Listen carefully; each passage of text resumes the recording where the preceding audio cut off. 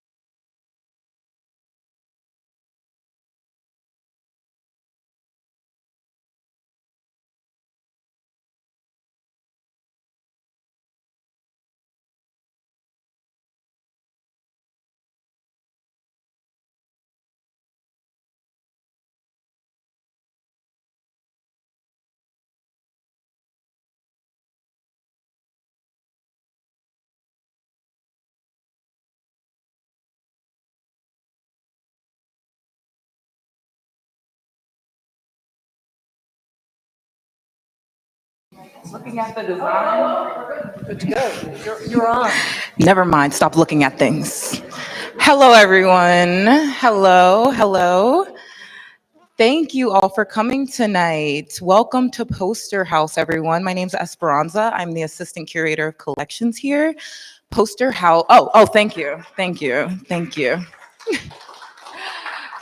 Get ready to clap again because you are seated at the first and only museum in the United States entirely dedicated to the history of the poster.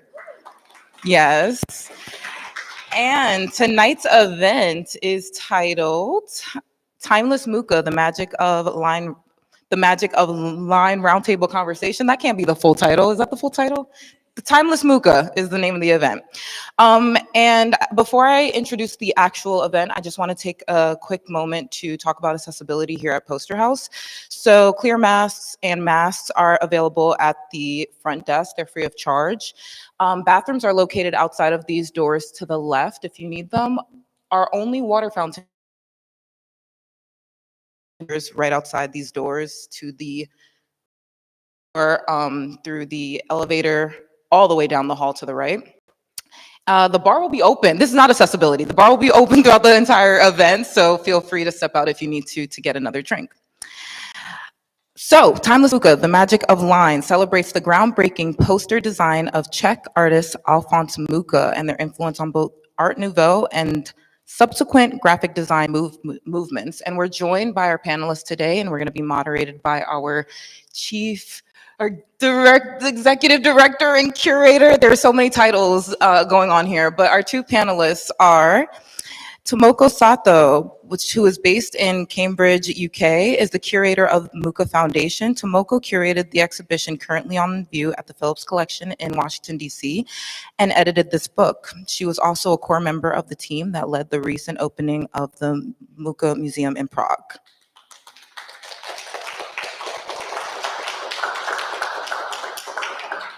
Okay, graphic designer Linh Triệu Nguyễn is founder and creative director of STUDIO LHOOQ, whose clients have included the New Museum, the Walker Art Center, LACMA, Carnegie Museum of Art, and ICA Miami, in addition to designing the book, Timeless Mucha, The Magic of Line. Linh is responsible for other notable publications for artists such as Nari Ward, Jonas Wood, and Pasita Abad. In 2018, Linh designed a Mucha-inspired font, but held its publication until the right project presented itself. It's now used throughout the book and the exhibition.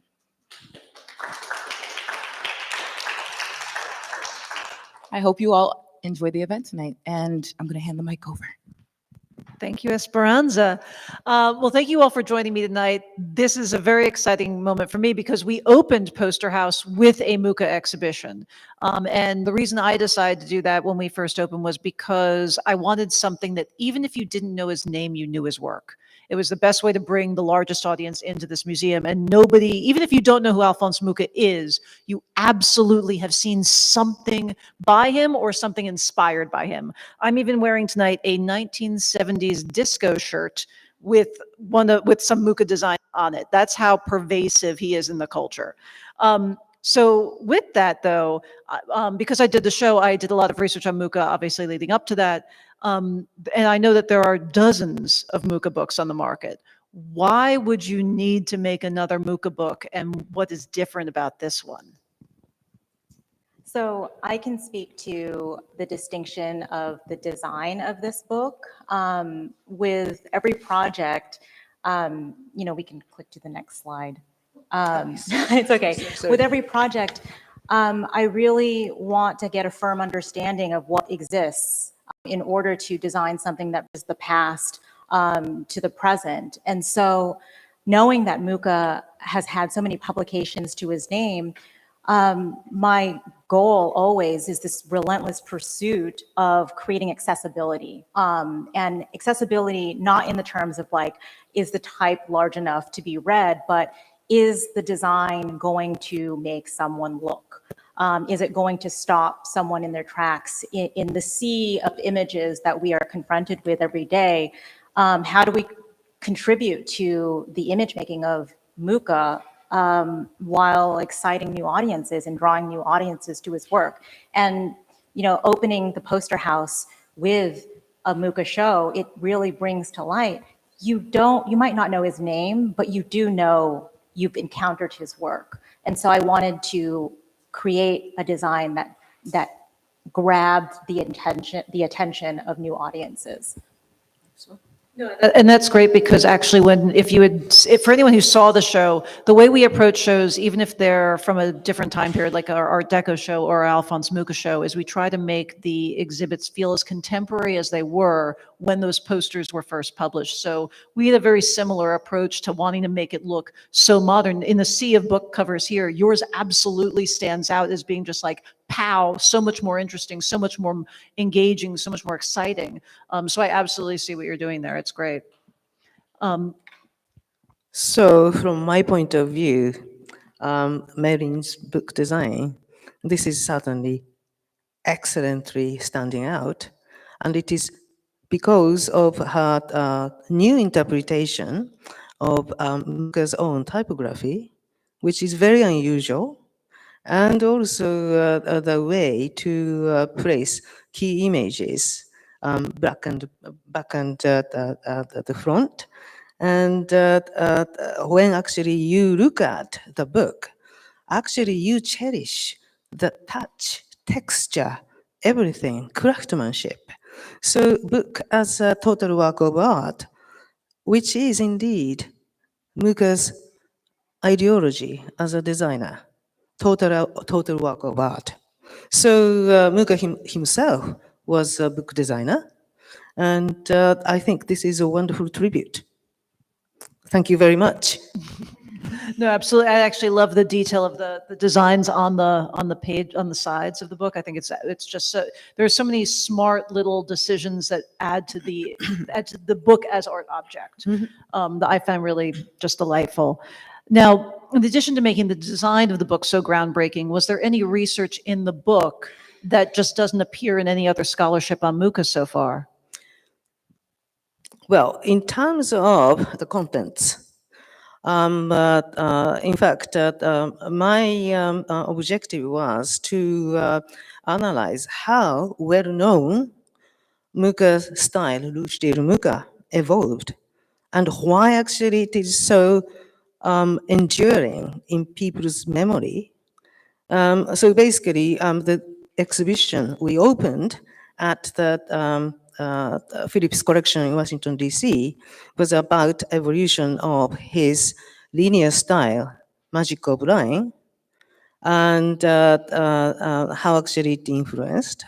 However, in terms of the book's contents, one of unusual feature, actually I'm showing here, Mucha's work as an art educator.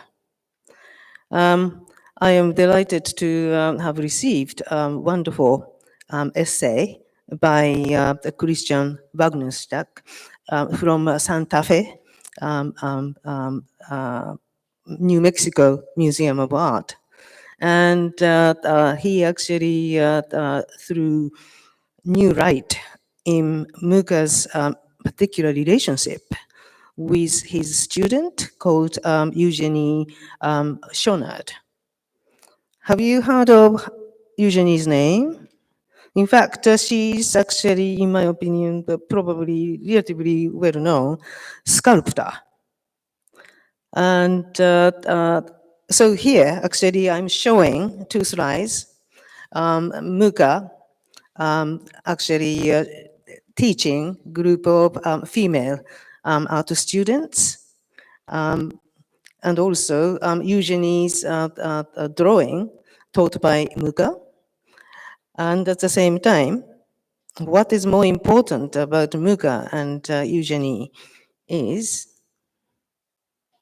yes, actually this bust, Mucha's bust, which was actually created by Schonard.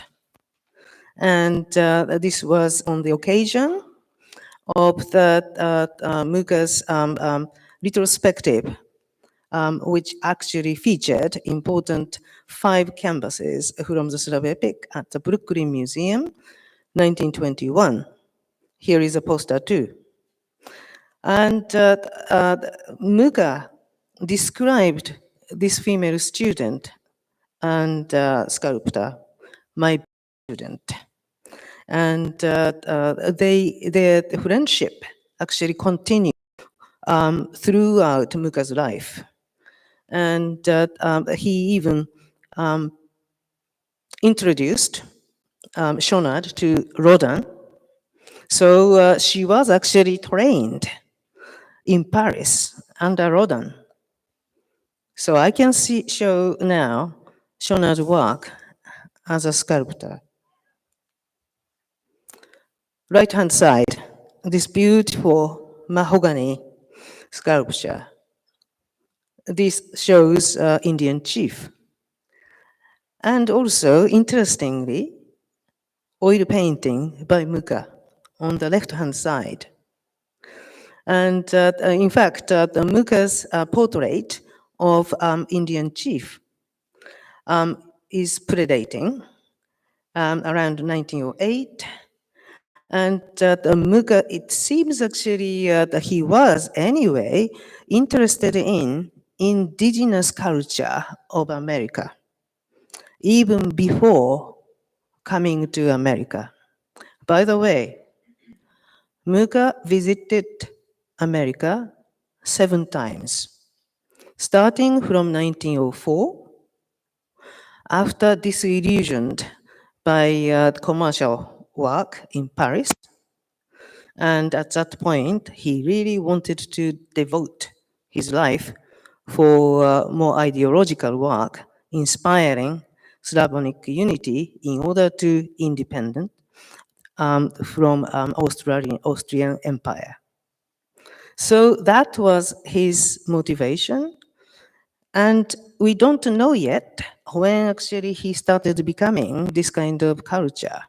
However, obviously, according to our research, he was passionate about indigenous culture in America, and also when he arrived, he was actually studying, visiting museums, and so to be honest, we don't know yet whether Shonad introduced this culture or Mucha actually introduced interest to her friend.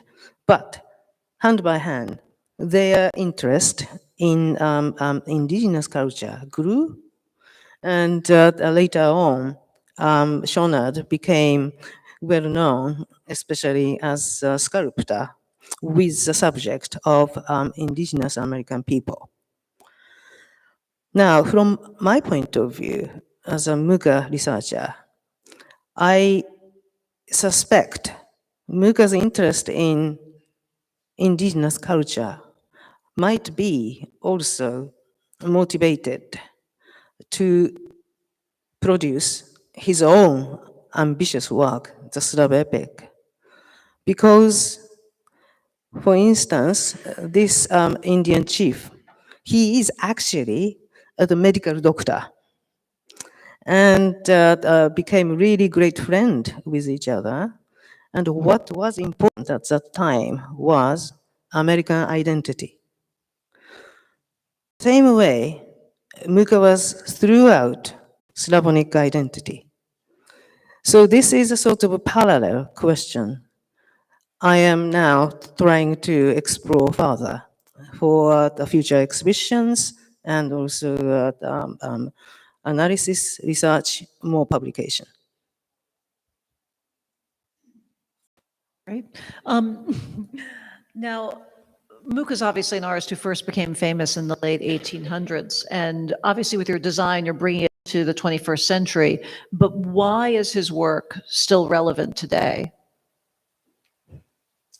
For me, you know, if we look at the 1960s and the 70s, it reemerged as relevant as this counterculture to, you know, the politics of the time and the social environment of the time. And I think that his work will always remain relevant because of the embodiment of the human spirit and the, you know, the visual language of what it means to be artistically free and of like expressing yourself in a way that isn't constrained by modernity or the mechanization of like the Industrial Revolution. So I think you'll always have Mucha's vernacular will always be relevant in the face of technological change and the machine, basically.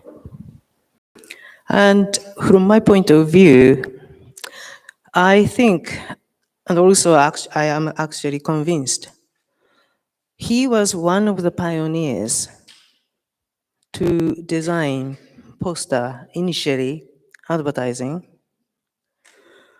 as a method of communication, and therefore his technique for composition, how to draw people's eyes, and then communicate the message with the use of lines and all symbols, using the idea of psychology.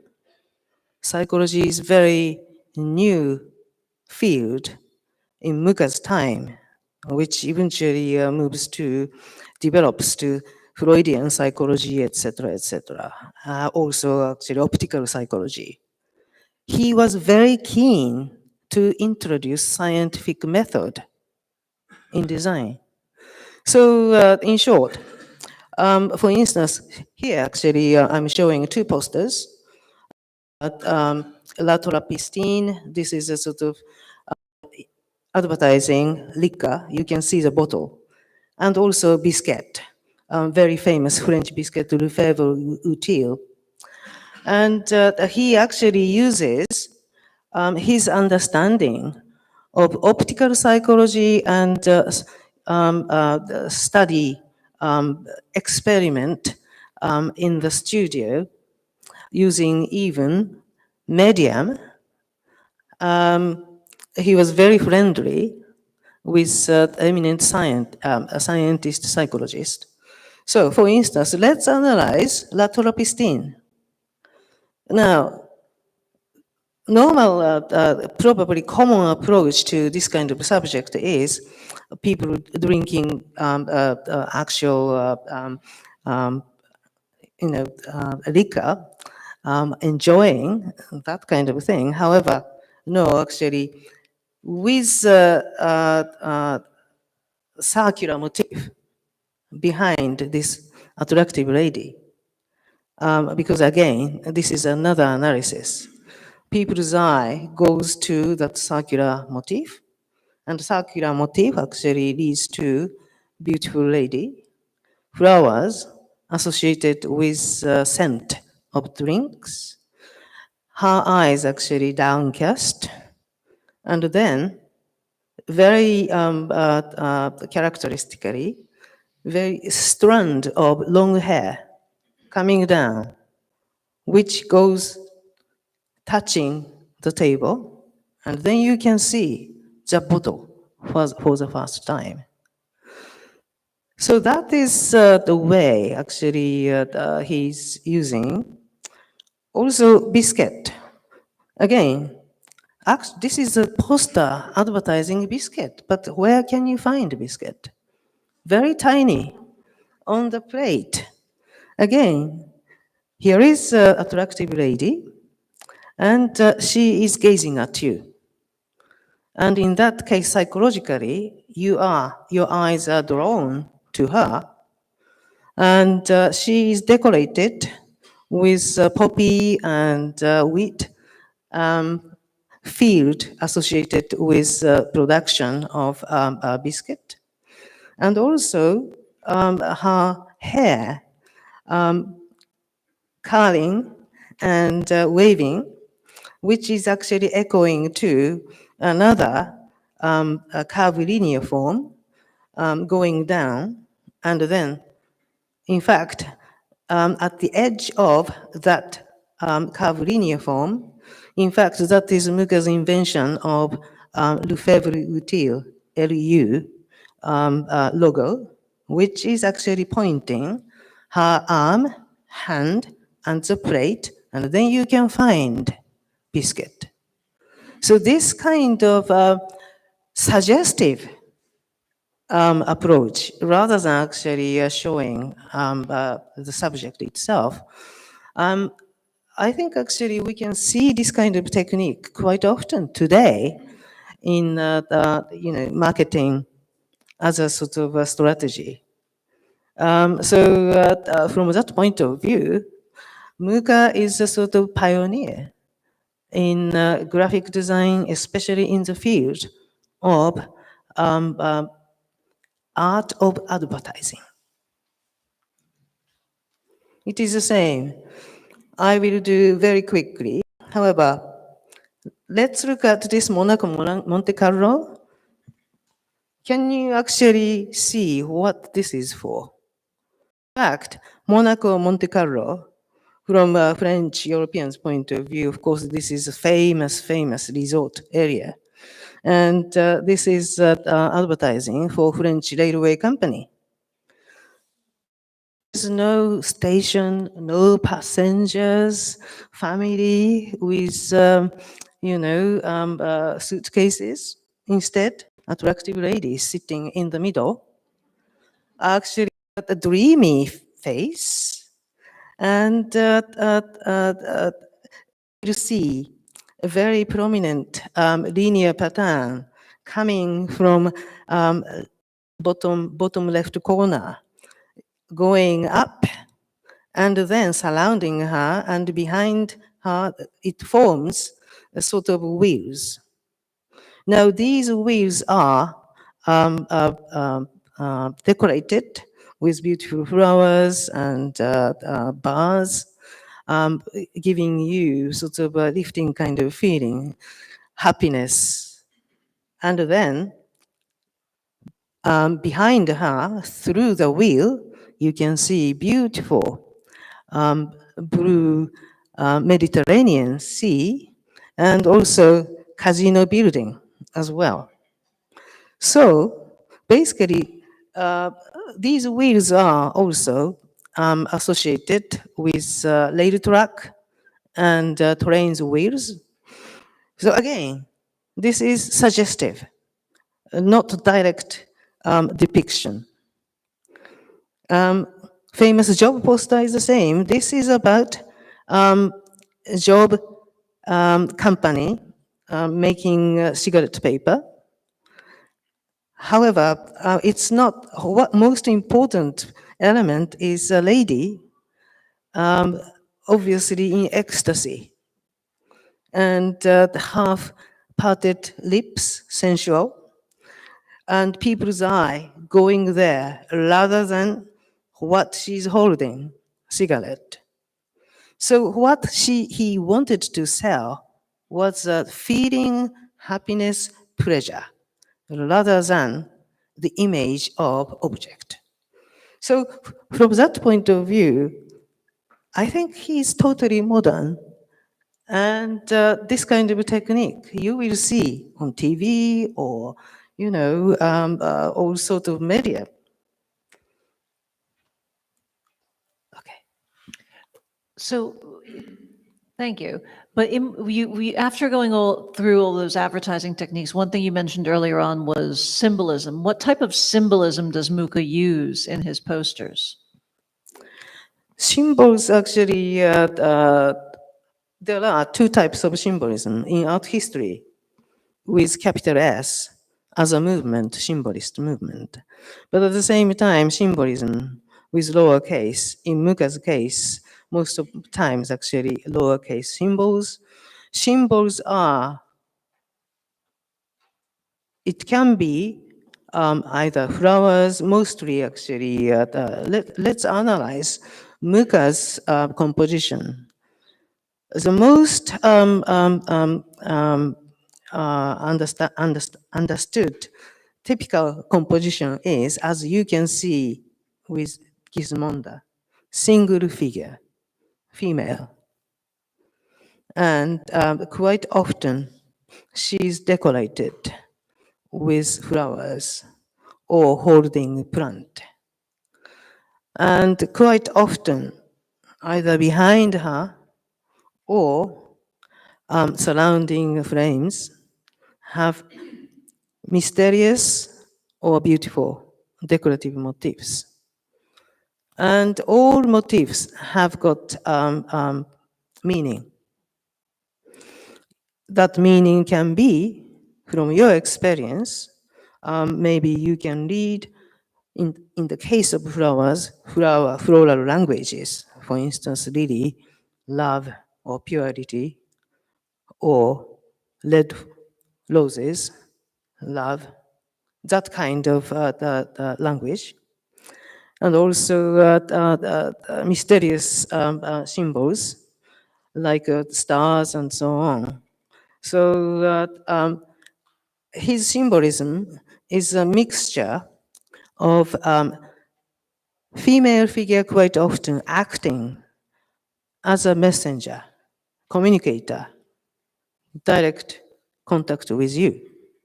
Then using lines and also other as a visual language in order to send you. Mucha's art is actually, you have to read. First of all, going to a messenger, and then led by lines and other motifs, read it. So that is a sort of technique. But at the same time, this kind of symbolism was also during that late 19th century. For instance, he was very much influenced by Hans Macart. I'm showing two panels from Macart, Five Senses. Again, he's very much respected history painter in Vienna, but at the same time, very much symbolic use of figures as well as plants. And this kind of idea was very much common amongst artists who would like to use as a new way of expression. So academic symbolism also he did. At the same time, this you looked at, you mentioned the folk symbolism. Actually, I'm using Mucha himself. This is Mucha, wearing a Slavonic shirt. For a very long time, in fact, this was misunderstood as Russian shirt. But according to our recent research, this was actually probably Ukraine. And he was given this particular shirt as a young man by Ukrainian artist called David Widhoff. And for them, this shirt symbolized Slavonic unity and Pan-Slavism. He was indeed wearing variation of this shirt throughout his life until his death. And he was always using this shirt himself as a symbol of himself. So this kind of symbolism, and if you look at Mucha's other posters, even Parisian posters, beautiful ladies actually, in fact, wearing folk costumes. Probably from Parisian point of view, rather unusual, and probably it has a sort of exotic appeal. But in this way, he was asserting in the middle of French Empire, hey, I'm Czech, I'm Slav, I would like to do something for my own country. So this is another symbolism. Also here, Luc Patel, when he joined Freemasonry, 1898, to market, he published a book, which is as a total work of art, text, design, illustration, decoration, absolutely by himself, total work of art. What is interesting is, in the book, especially the treatment of a title page, he used all kind of symbols and decorative motifs from different cultures. And for instance, he was using not only Patel, this is actually his own interpretation of Christian prayer, Lord Prayer. But what is important is, actually he was using not only Christian iconography, but also Judaism, Islam, Egyptian, ancient motifs from different cultures, all mixed together. Do you know why?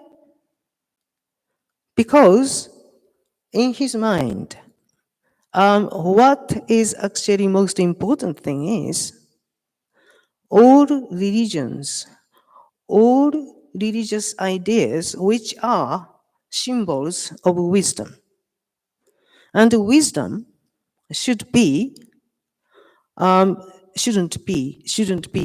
divided by boundaries or religious difference.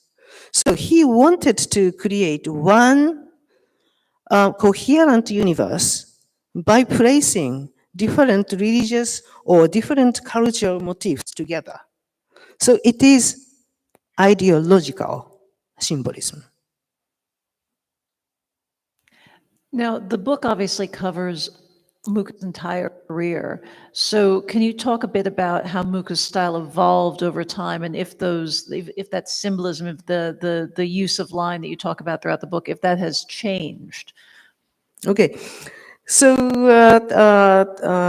the starting point, especially he became style conscious, was we looked at the example of Gismonda. That was a starting point. But then soon he was flooded with commissions for advertising. And what he thought was, this is a sort of great chance, in fact. Advertising is all about message making. And message making is actually, you need very particular technique, as I said before, scientific, psychological, all sorts of ideas. So I would say, when I look at Mucha's poster career, 5 years, from 1894 to end of 1890s, gradually it changes, in fact.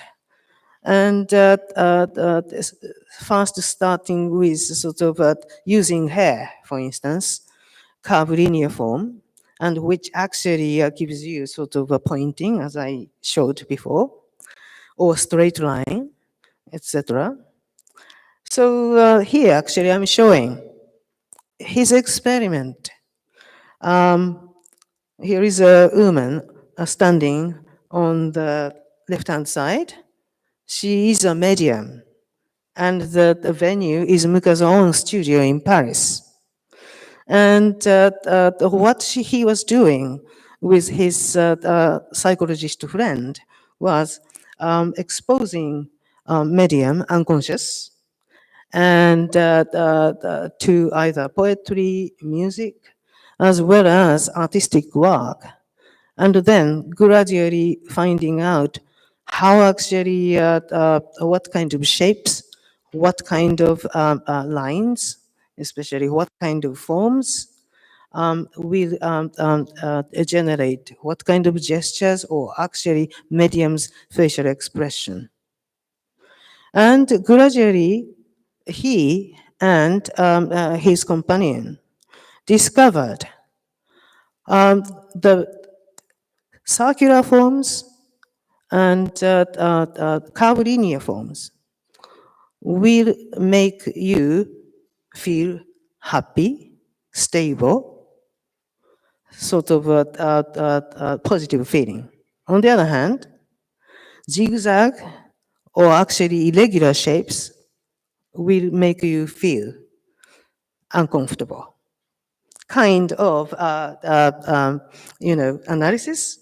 So based on that kind of analysis, he was step by step creating as an experiment. So I would say these 5 years, especially work as an advertising artist, is a sort of a laboratory experiment in order to make the best composition for communication. I also would like to show these three images. What is interesting is the top one, he actually cut out from encyclopedia. Insects. He also did for plant forms. Also, in New York, he bought 100, according to the record, this is his own declaration, so let's believe 150 books, art books, cut out everything, anything he was impressed. He calculated what is the proportion in a mathematical way. And then you can see middle image. This is the flower. Again, calculating, and in order to find out the proportion. So in this way, with his very much inquisitive scientific mind, he was step by step creating so-called STUDIO Mucha, the Mucha style, as you know.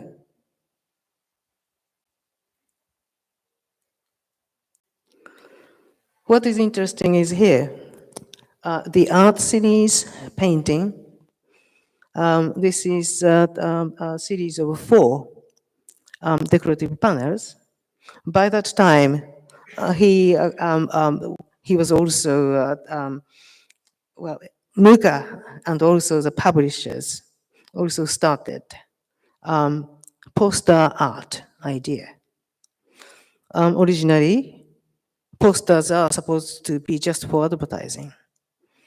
However, Mucha and Champenois thought, why not actually taking out all these lettering elements?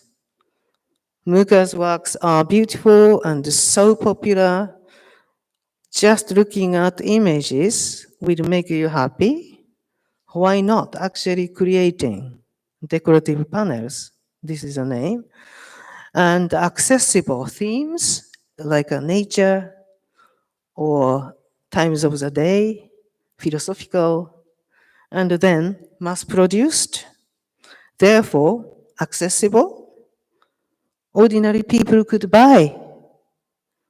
But at that time, art was a privileged people's possession. Churches, kings and queens, aristocrats, they could afford unique works of art.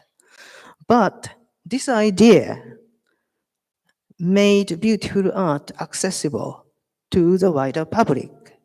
With the idea, if the more people become happy, the society becomes happier.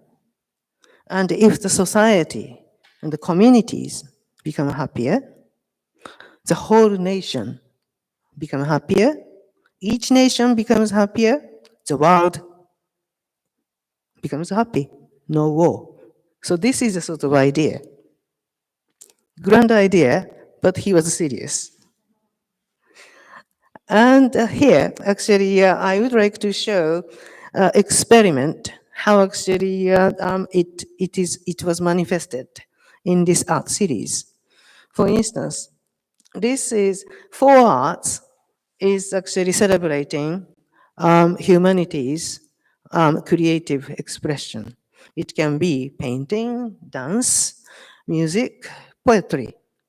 But in this case, painting. This is a sort of old masters popular subject too, usually treated with a goddess-like figure holding a paint and brush and standing. That is a sort of the classic composition. But here, there is no paint and brush. But what he would like to show is, let's look into it. The lady sitting on circular motif, and behind her, you can see rainbows. By now, actually, he knew concentrated circles actually draw people's attention, optically speaking. And so it goes into that window, and association with rainbow tell you this is just after the rain. And the sky is dotted with a cloud. Then actually using composition, downcast eye and also arms, leading your eye to the red flower. And if you look at red flower very carefully, in fact, green leaves actually has got a sort of dew, raindrops.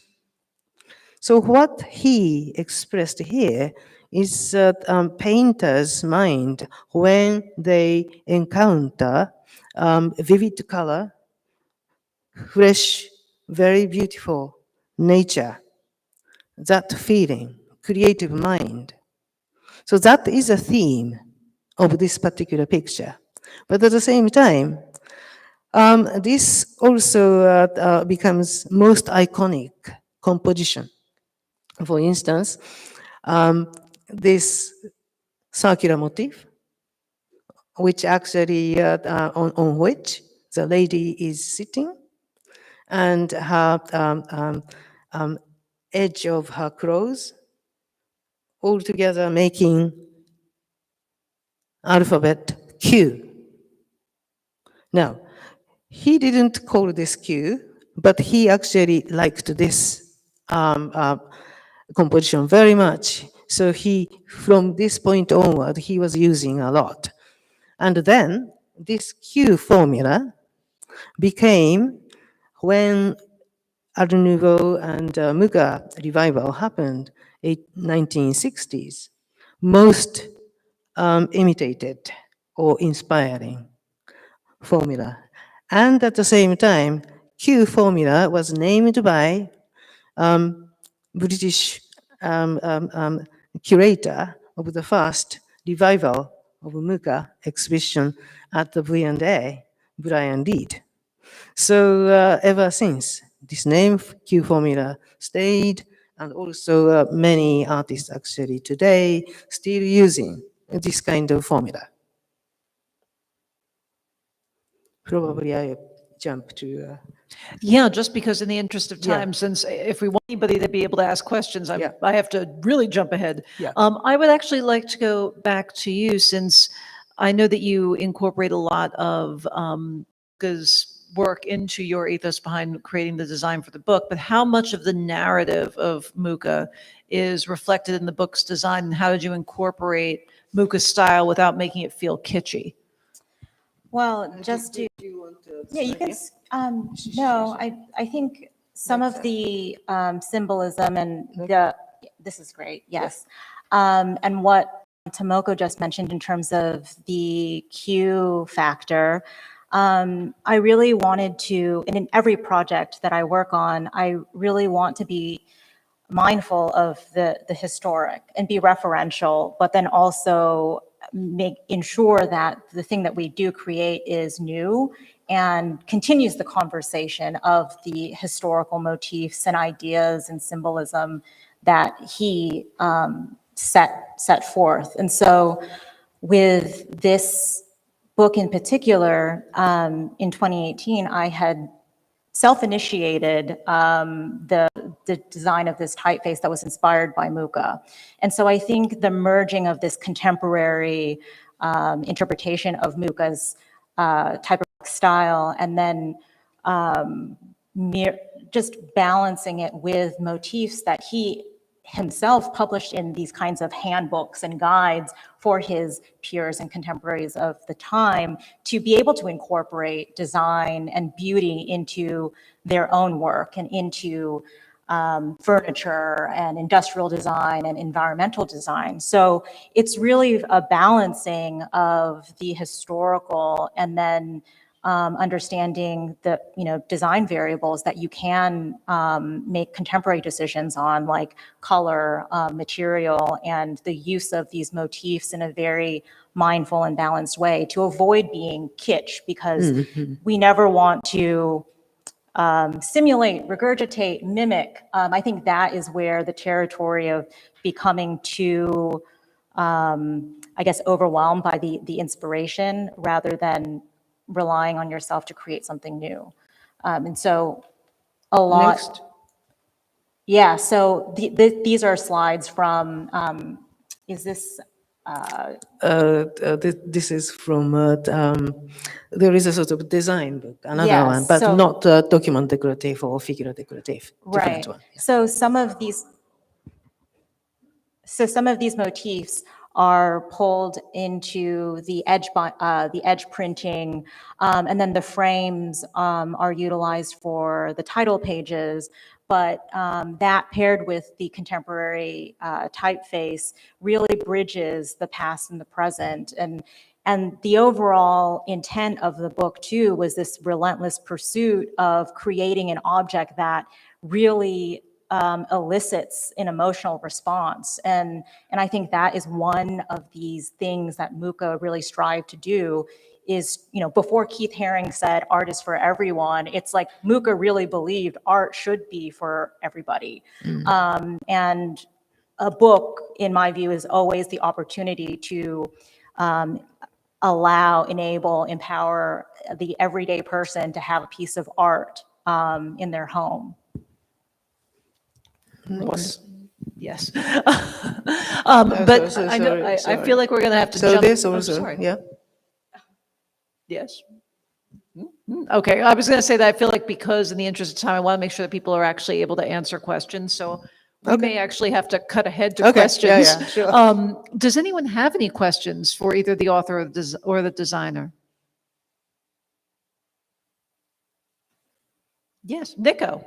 I'm just curious, of all the wonderful Mucha images, how did you choose this one for the cover of the book? What was the thought process behind that cover? Well, one was the Q factor, and what we really wanted to find an image that really was animated, that was really dynamic. And I think dance, of the ones that really illustrate the Q factor to a T, dance was the one that really evoked the movement, the dynamism that I really wanted to have activate an inanimate object. So we were looking for opportunities in his own work, in even the masking of that work. Like the Q factor isn't entirely illustrated, but it is implied in the movement of that particular image.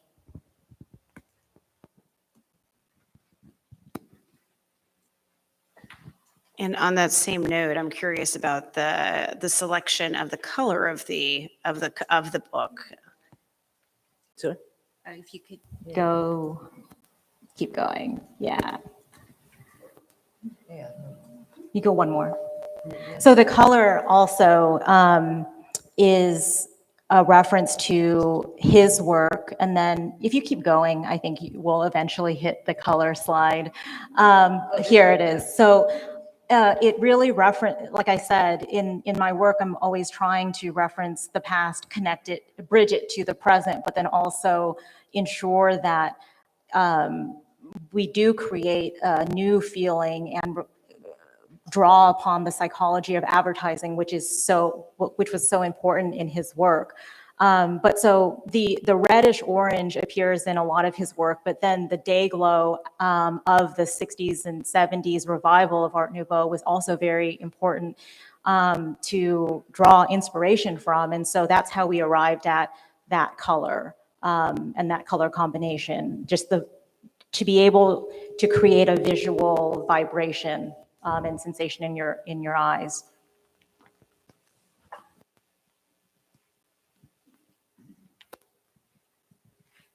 Anyone else? I have a question. What was Mucha's relationship with the Art Nouveau decorative arts movement, like Majorelle and Gallet and the early? Yeah, actually, in fact, he was a loner. And actually, he always wanted to do. And whenever he was asked, how did you do Art Nouveau? How did you work? Always he was answering, I did in my own way. And however, he was very friendly with a group of people who worked for Siegfried Bing's shop. And the shop is very famous, called House of Art Nouveau. In fact, this is very interesting coincidence. Mucha debuted in 1895 after producing Gismondo poster. And at almost around the similar time, Bing's shop, Art Nouveau, opened in the middle of Paris. And Bing's shop had a sort of all sort of familiar names. He was dealing with Toulouse-Lautrec to the Chalet and all these big names of Art Nouveau movement. So, and also interestingly, he was friendly with Tiffany, American designer. So there is a great connection. However, he had his interest was lying in a different sphere, because always he was conscious about whether he's doing commercial work or not. Eventually, he always wanted to go back to his country. And his mission was always to work for his nation, especially for independence movement. So yes, he also joined temporarily Vienna Secession, and probably he exhibited once or twice. However, it was not continuing. He was actually, very much sort of independent, not necessarily associated with sort of any kind of society or anything.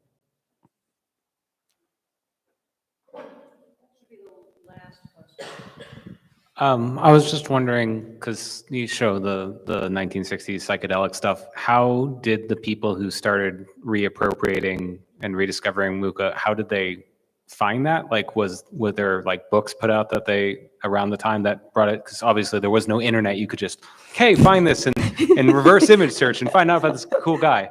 So like, how did they discover and well, find it? Unfortunately, yes, that's right. And to be very honest, really, he was forgotten for many decades. And I think there are several factors for this. Mucha started becoming more active in the States in 1904, right? And then eventually returned to his country in 1910. It means Paris Mucha, with famous posters, completely forgotten when he actually left Paris. At the same time, new different kind of styles became more prevalent with modernism. And also, unfortunate thing is, when he returned, he was concentrating on in a remote place called Zubirov Castle outside Prague. and he was not really active in that art scene. So, of course, he was forgotten by all so-called Western art historians, museums world. However, but war didn't help, and his country was now under, at that point after the war, Soviet regime and Cold War actually, um,